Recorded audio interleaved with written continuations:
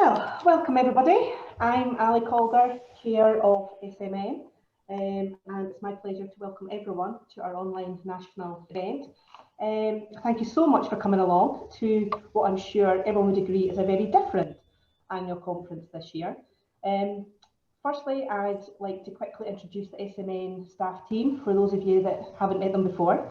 We've got Maureen Watson, our CEO, we've got Sarah Barr, Quality and Support Officer, Amanda Skinner-Welsh, our Network Development and Support Officer, and Katia Alcock, our Marketing, Communications and Support Officer. So hopefully some of you will have seen them waving there and you'll have an idea of who they are, but they've also got SMN after their names up on the screen. So today we are delighted to welcome you all to this, the biggest of our online networking events.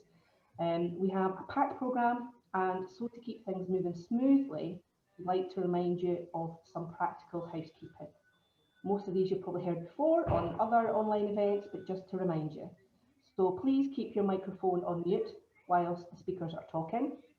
We will be recording the event, not the breakout sessions, but what we would call the plenary sessions. We will be getting recorded. So if you'd like to remain anonymous, feel free to turn your camera off. However, with that being said, we do want people to have fun this morning, so we'd love it if you did keep your cameras on. So we have sent you all a little goodie pack to help you to get in the conference mood. It contains a wee box of chocolates from our members, Grace Chocolates, who joined the network just this year. And we hope that you enjoy the sugar rush and that it keeps you going through this morning. Mine are in quarantine, so come Monday, I'll be having mine. If you have any questions for our speakers, please add them to the chat box and we will endeavour to ensure that they are answered, either live or in the post-event roundup, which everyone will see. And as always, we will be tweeting throughout the day, and you can see the hashtag up on the screen there, SMN ConnectionsConf. So please put up comments, tell the world how great the conference is and the different points that speakers and breakout sessions are making. It'd be really useful to get that out into the virtual world. So without further ado, I am delighted to welcome Maree Todd, Minister for Children and Young People. Maree, I'll hand over to you. Thank you. Thanks very much. And thank you to Maureen for inviting me to speak today at your members event. I hope that everyone's doing well and looking forward to what looks like a really full and interesting programme. I was saying, given the snow that we have today, we're maybe relieved it's a virtual event rather than an in-person event. And I think my chocolates might have gone missing in the post. I'm a bit disappointed not to be eating chocolates as I speak to you. I've been reading with interest the ingenious and fun ways, though, that you've all continued to mentor vulnerable children and young people and families throughout the COVID-19 pandemic. And I know that this year has been challenging, to say the least. So I want to take this opportunity, first of all, to say thank you to each and every one of you. Mentoring is going to be even more crucial in the coming months as the impact of COVID-19 becomes more apparent. And I'm loving the theme of celebrating connections for today. It's the thing that people are missing most in these challenging times. It makes it all the more important that we proactively reach out to those who we know need support as the impacts of COVID-19 continue to be felt. Now, we all know that mentoring has a positive impact on mental well-being, self-esteem, confidence, and often for both mentees and mentors. So please do keep up these connections. It is needed more than ever, and the impact of these sessions could be life-changing for some people. In light of the continuing uncertainties associated with the pandemic and the need for stability, the Scottish Government has decided not to run the Families and Communities Fund in the coming financial year. Instead, my ministerial colleagues and I will extend funding to those organisations who are already part of the existing fund and who continue to do great work in delivering for people right across Scotland at this time when it is absolutely so needed. Arrangements for funding from April 2022 will be outlined in due course. Now, the effects of the pandemic are being keenly felt by many. We are seeing an increase in social isolation, poor mental health, unemployment, alongside those low self-esteem and lacking confidence, which makes the skills of really good mentors even more crucial. I applaud you all for the creative ways that you've been finding to stay connected with vulnerable people. And I know that you're all going above and beyond to show your commitment to them, using outdoor spaces, sitting in gardens, parks, doing activities together, scavenging hunts, as well as the many Zoom, WhatsApp, reading groups, quizzes, choirs that have been happening online, all to keep these really, really vital connections with each other when we're in need of a bit of emotional support and encouragement. We're delighted to join in tandem for part of their portfolio week this November, discussing the benefits of mentoring for children and young people, as well as joining them back in February to help launch their film, which celebrated 3 years of the mentoring programme for young people who are looked after at home. And that was just the most wonderful. It seems even more precious now when I look back on it, because we didn't know then what was coming so soon after. A wonderful film and a wonderful evening. In Tandem plays a crucial role in supporting children and young people who are looked after at home. And I've been really delighted by just how creatively they've been able to respond to the challenges of the pandemic to ensure that these young people can maintain their connections with the mentors who make such a difference to them. MCR Pathways, I've read with real interest about the success of the many projects and initiatives that you have delivered and the positive outcomes. The mentoring programme is making a significant positive impact on the educational outcomes for care experienced young people in Glasgow. And we are really excited to see the results in other local authorities that they're now operating in. MCR Pathways vision aligns with the defining mission of this government. The aim is to ensure that every care experienced and disadvantaged young person in the country will get the same education outcomes, career opportunities and life chances as every other person. Now more than ever, there's a need for a strong focus on equity and excellence to ensure that our children have the best start in life.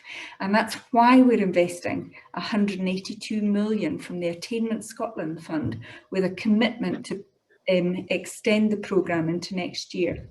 We're also investing 25 million to support digital inclusion amongst disadvantaged children and young people.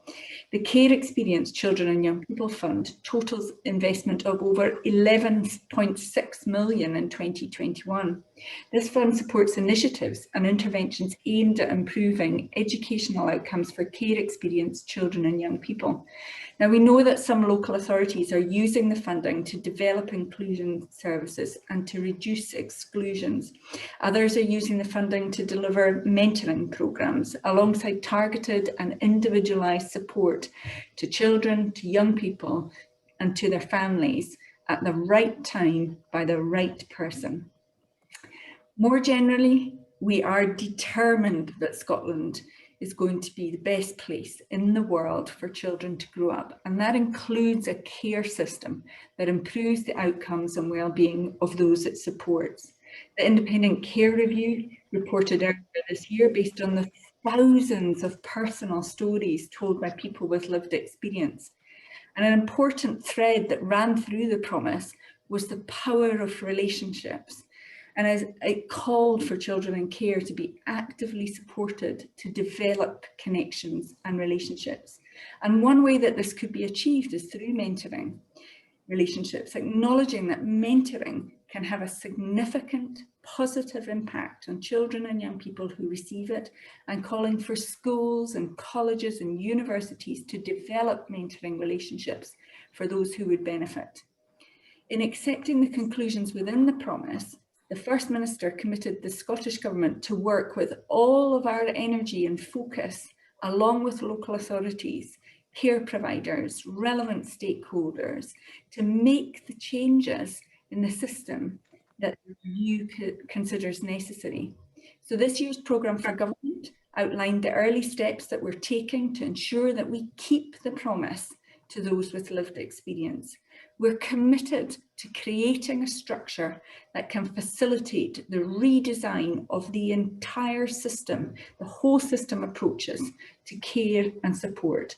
And that begins with embedding commitments that have already been made to care and experienced people into policy and into delivery, with significant and intensive work across the entirety of Scottish Government policy. In order to deliver the totality of change that the promise calls for, we know we can't do this alone, and the responsibility for delivery lies with many.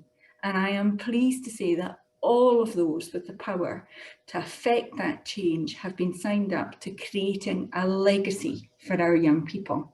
It's clear that this will take a fundamental shift in terms of systems, in terms of processes, and in terms of culture. And it will require everyone who is engaged in supporting children and young people to work to develop and maintain positive relationships so that children feel safe, loved, and respected.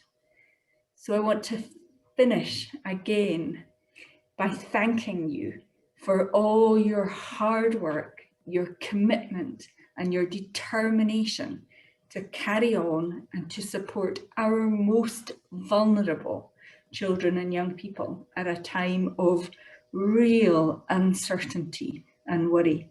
I hope you all enjoy the event ahead, and when it comes, I hope you also manage to enjoy a break over the festive period, and that you use that time to relax and recharge for what 2021 might bring us. Thank you. Thank you so much, Maree, for joining us today.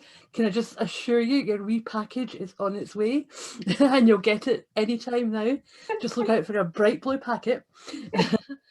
We've really enjoyed hearing from you. We know you've got another appointment straight after this, so we really appreciate the time that you've taken to be involved in our event today. Thank you so much. Thank you, and have a fabulous time. Take care. We will. Thanks, Maree. Thank you. Good morning, everyone, from me. I hope everyone is going to enjoy today. We've certainly got a very varied programme. I'm going to start by reviewing the past year, just for a few minutes. We've all been affected by the pandemic in very different ways, but of course not being able to gather together in person is one of the most difficult, as Maree's just said. Normally our conference should be getting that wee conference pack with a few freebies in it. Last year we had our logoed bag, but so we've tried to replicate that with the pack that we've been talking about. For those of you who haven't got it yet, as long as you give us an address to send it to, it will have gone to that address.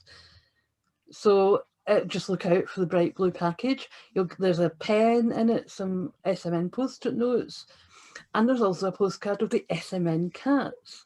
Because we've all been working at home since the 17th of March, we all have cats, and they've all become informal members of the SM team, joining in the Zoom meetings.